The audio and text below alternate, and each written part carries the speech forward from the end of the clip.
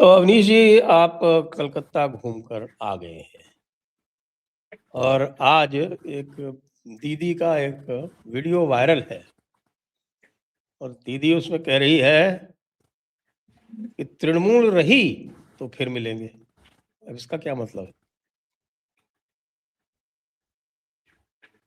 Sir, दरअसल जो भय समाप्त हो चुका है, जो दिनों दिन हर बीतते घंटे के साथ जो टीएमसी ने, ममता बनर्जी ने बंगाल के मतदाताओं में एक भय का वातावरण बना के रखा था, उसमें हर घंटे जो गिरावट हो रही है, ममता बनर्जी उसको कसने की कोशिश में ये सारी चीजें कह रही।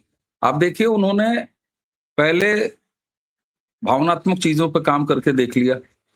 भावनात्मक चीजों पर तो इतना, मतलब उन्होंने अपनी कुवत से ज्यादा काम किया कि वो मछली, अंडे और मटन तक चली है, लेकिन उसका भी कहीं कोई इफेक्ट है नहीं। हालांकि हेमंता बिश्वा शर्मा ने अपना चुनाव निपटाने के बाद अब वो चले गए हैं और उन्होंने कहना शुरू कर दिया है कि भाई 10 साल से बीजेपी की सरकार है असम में, वहां तो मछली नहीं बंद हुआ। अब हेमंता की बात पर ज्यादा भरोसा है, क्योंकि निश्चित तौर पर असम जो है वो बंगाल के लिए अपने जैसा, जैसे यूपी बिहार वाला मामला है। ममता बनर्जी दरअसल ये जान गई हैं कि उनको भारतीय जनता पार्टी जीतना है, इसलिए ऐसा कुछ नहीं है कि उसके सामने हम अपने आप को बचा ले जाएं अपनी सत्ता। बंगाल में स्थिति अब ये हो गई है कि ममता बनर्जी को बंगाल का मतदाता हटाना चाहता है, टीएमसी की सरकार वो गिराना चाहता है।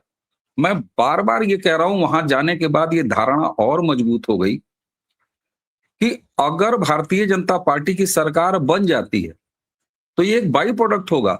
दरअसल बंगाल का मतदाता ममता बनर्जी को हराने का संकल्प ले चुका है। ममता बनर्जी को वो चीफ मिनिस्टर देखना नहीं चाहता, टीएमसी की सरकार उसको नहीं चाहिए।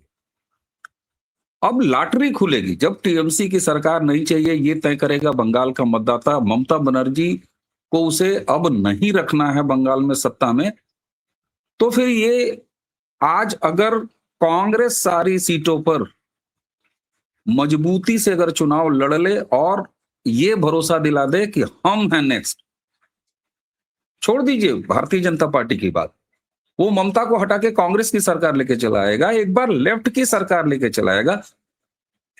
भारतीय जनता पार्टी तो हम कहते हैं एक बार अलग हटा दें, लेकिन अब चूंकि ममता बनर्जी को वो सत्ता से बेदखल कर रहा है, उसने निर्णय ले चुका है, वो कमिटेड है, और अब ये सब काम वो चोरी छुपे मुंह बंद करके बंद कमरे में नहीं कर रहा है। ये एक बड़ा परिवर्तन। तो बट नेचुरल है कि वहां भाजपा ने चूंकि अपने आप को इस तरह प्रस्तुत कर दिया है कि अगर तुम इनको हटाते हो तो हम यहाँ की बागडोर संभालने के लिए तैयार हैं, तो भाजपा के पक्ष में वो मतदान करेगा। अदरवाइज मैं अभी भी कहूंगा कि ये ममता बनर्जी को हटाने के लिए, सत्ता से बाहर बेदखल करने के लिए बंगाल का मतदाता चुनाव करेगा। अच्छा, इसमें कुछ बहुत नया भी नहीं। बंगाल का आप वोटर्स की मानसिकता देख लीजिए, उनका जो एक मनोभाव है, 25 साल कांग्रेस की सरकार को हटाने के लिए उसने वोट किया और सामने लेफ्ट ऑप्शन के तौर पर अपने आप को प्रस्तुत किया, उसने लेफ्ट को सत्ता दे दी। उसके बाद 32-33 साल के लेफ्ट के सत्ता के बाद जब उसने ये तय किया कि अब हमको कामरेडों की सरकार नहीं चाहिए, तो 2011 में बड़ी मजबूती के साथ दम फूंक के ममता बनर्जी ने अपना दावा प्रस्तुत कर दिया कि फिर हम हैं विकल्प, और उसने इनको दे दिया। ठीक वही स्थिति आज टीएमसी के साथ है, ममता बनर्जी के साथ है। मैं एक बार फिर कह रहा हूं, लोग चौंकते हैं जब मैं पहली लाइन कहता हूं कि बीजेपी जीत नहीं रही है, टीएमसी हार रही है। अब टीएमसी हारेगी तो वो लॉटरी लग जाएगी ममता, इनके भारतीय जनता पार्टी के पास। और जो एक परिवर्तन मैंने महसूस किया, मैंने सर बंगाल में, हालांकि मेरा कोई ऐसा नहीं रहा कि मैं सालों साल बंगाल में रहा हूं या बंगाल में मेरी पढ़ाई लिखाई नहीं, लेकिन बंगाल से चूंकि मैं असम में एक लंबे समय था, तो बंगाल को मैंने तब भी देखा है जब वहां लेफ्ट की सरकार थी। बंगाल को मैंने 15 साल पहले जब ममता आई उस समय भी मैंने देखा, कई दौर में देखा, ये नहीं कि 2 दिन 4 दिन में देखा, और 15 साल टीएमसी के चलने के बाद भी। बंगाल में ये पहला ऐसा चुनाव है जिसमें बंगाल का मतदाता अब बोल रहा है, जो निर्णय उसने लिया है उस निर्णय को सुना रहा है, आपसे शेयर कर रहा है। अभी पुंडीर साहब आएंगे, ज्वाइन करेंगे, वो भी बताएंगे। भवानीपुर जैसी विधानसभा क्षेत्र में लोग बोले कि बदला चाहिए, बदला का मतलब वो रिवेंज नहीं, वहां बदलाव की बात, चेंज चाहिए। और ये ऐसा नहीं है कि कोई जंजी वहां पर बड़ा ताव खा गया है, या कोई बड़ा सा लाल टीका लगा के, भगवा टीका लगा के बिल्कुल कट्टर हिंदू वो कह रहा है कि नहीं नहीं ये हिंदुत्व विरोधी ममता बनर्जी की सरकार है, इसको हटाना। नहीं, आप सोचे चलते चलते भवानीपुर में हमने ऐसे ही एक पतली सी गली थी, उसमें से एक महिला झांक रही थी, हम रुक गए, हम वॉक एंड टॉक कर रहे थे, रुक गए, और हमें लगा कि ये बोलेंगी तो है नहीं।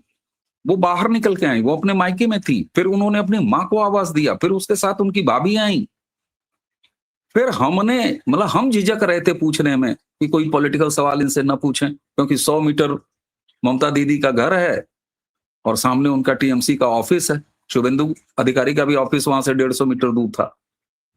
महिलाओं ने एक एक करके बोला और बदलाव के बारे में बोला। अब लोग कहेंगे कि घर के ऊपर तो टीएमसी का झंडा लगा था। हाँ, टीएमसी का झंडा लगा था। आपको झंडेबाजी में भारतीय जनता पार्टी पिछड़ी हुई दिखाई देगी, आपको पोस्टरबाजी में भारतीय जनता पार्टी पिछड़ी दिखाई देगी। ऐसा नहीं है कि बंगाल भाजपा के पास पैसे नहीं है, लेकिन ये लगा के जाते हैं और वो उतार के फेंक देते हैं। तो ये है, अभी भी है। लेकिन जब जनता डिसाइड कर ले कि इन्हें सत्ता में नहीं रखना है, और ये उसका एक पैटर्न है, उसने 25 साल के बाद कांग्रेस के लिए यही किया, लेफ्ट के लिए किया, और ममता के साथ भी यही स्थिति हो चुकी है। और एक महत्वपूर्ण चीज और, बदलाव चाहिए ये बोल तो रहा है, बोल भी रहा है, ये अपने आप में एक बड़ी बात है, लेकिन यह चुनाव पूरी तरीके से बंगाल की दुर्दशा, बंगाल के विकास, गंदा बंगाल, और सिर्फ मैं ये कोलकाता की बात नहीं कर रहा हूं, और एसआईआर ने बाकी नंबर्स में जो काम किया है, वोटर्स को हटाने का जो काम किया है वो तो किया ही है। एसआईआर ने एक बहुत बड़ा काम ये किया है कि बंगाली समाज की आंखें खुल गई हैं कि उनके यहाँ कितने बांग्लादेशी भरे थे, कितने बांग्लादेशी भरे हुए हैं आसपास। अब वो देख रहे हैं, वो आपको इशारा कर रहे हैं कि ये सब बांग्लादेशी है। मैं जानबूझ के वहां मैंने गाड़ी हायर नहीं की थी, मैं 5 दिनों तक लगातार उबर और इस तरह की टैक्सीज, या वो जो पीली वाली एम्बेसडर वहां पर आज भी चलती है, मैं उससे लेने का प्रयास कर रहा था, क्योंकि ये सारे लोग आपको फीडबैक देते हैं। आप सोचिए सर, पीली वाली एम्बेसडर अभी भी चल रही है।